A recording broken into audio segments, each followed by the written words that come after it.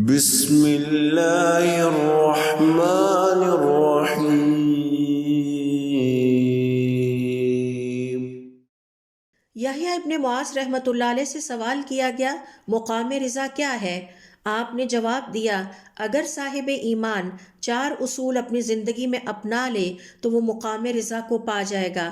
اپنے رب سے کہے، اے میرے رب، تو جو کچھ بھی مجھے عطا فرمائے میں نے قبول کیا، اور جو کچھ بھی تو روک لے میں تجھ پر راضی ہوں، اور اگر تو مجھے چھوڑ دے میں پھر بھی تیرا عبادت گزار رہوں گا، اور جب بھی تو مجھے پکارے مجھے حاضر پائے گا۔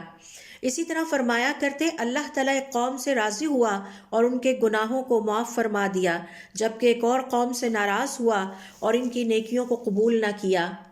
آپ فرمایا کرتے، تمہارا بھائی تو وہ ہے جو تمہیں تمہارے عیب بتاتا ہے، اور تمہارا دوست وہ ہے جو تمہیں اللہ کی نافرمانی اور گناہوں سے روکتا ہے۔ اسی طرح کہا کرتے، عقل مند وہ ہے جس نے 3 کام کر لیے، دنیا کو چھوڑ دے اس سے پہلے کہ دنیا اسے چھوڑ دے، اپنی قبر بنا لے اس سے پہلے کہ اس میں داخل ہو، اور اپنے رب سے ملاقات سے پہلے اپنے رب کو راضی کر چکا ہو۔ اسی طرح آپ فرماتے ہیں، انسان کے دشمن 3 ہیں، اس کی دنیا، شیطان اور اس کا اپنا نفس۔